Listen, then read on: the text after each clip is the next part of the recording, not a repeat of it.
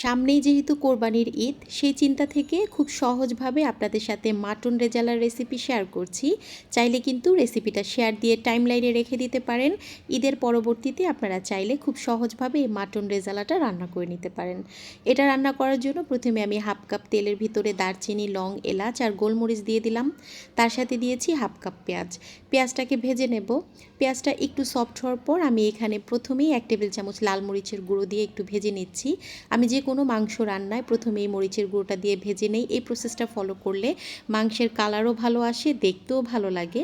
তো এখন হচ্ছে স্বাদ মতো লবণ, 1.5 টেবিল চামচ আদা রসুন পেস্ট, 1.5 টেবিল চামচ দিয়েছি ধনিয়ার গুঁড়ো, 1 টেবিল চামচ হলুদের গুঁড়ো আর 1 টেবিল চামচ দিয়েছি জিরার গুঁড়ো। অল্প করে পানি দেব। পানি দিয়ে মশলাটাকে খুব ভালো করে একদম ভুনা ভুনা করে নেব। রান্না করতে তো আমরা সবাই জানি, তবে কিছু কিছু প্রসেস আছে, এগুলো ফলো করলে রান্না কিন্তু বেশ চমৎকার হয়। আচ্ছা, যারা গন্ধের জন্য খাসির মাংস খেতে পারেন না, তারা এই প্রসেসটা ফলো করতে পারেন। এখানে আমি 1.5 কেজি খাসির মাংসের ভিতরে 1.5 টেবিল চামচ লবণ দিয়ে 20 মিনিটের মতো ভিজিয়ে রেখেছিলাম। তারপর পানিটা ঝরিয়ে এখানে দিয়ে দিচ্ছি। এটা করলে না খাসির যে একটা এক্সেস গন্ধ আছে সেটাও থাকে না, আর মাংসটা একদম ফ্রেশ দেখা যায়।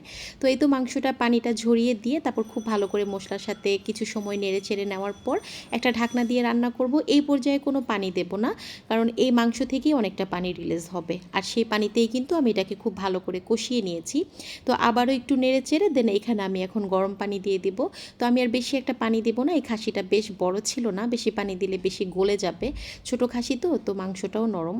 তো আমি যে পরিমাণ পানি দিয়েছি সেই পানিতে এটা সেদ্ধ হয়ে যাবে, দেন রান্নাও হয়ে যাবে।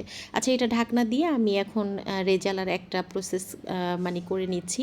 তো আজকে ভুলবশত ক্যামেরাটা যে অফ ছিল আমি একেবারে খেয়ালই করিনি, তাই ভিডিওটা হয়নি, ক্যামেরায় ক্যাপচার হয়নি। এখানে জয়ফল আর জয়ত্রী দিয়েছি, আর এখানে হাফ কাপ টক দই, হাফ কাপ পেঁয়াজের বেরেস্তা, কিশমিশ আর কাঠবাদাম দিয়েছিলাম। তো এটা পেস্ট করে এই পর্যায়ে দিয়ে দিচ্ছি।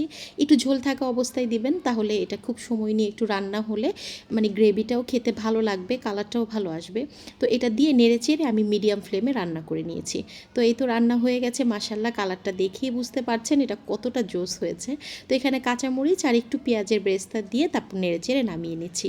আশা করছি আমার আজকের ভিডিওটা আপনাদের কাছে ভালো লাগবে, ভালো লাগার মতো একটা রেসিপি। ওকে, সবাই খুব বেশি ভালো থাকবেন। আসসালামু আলাইকুম।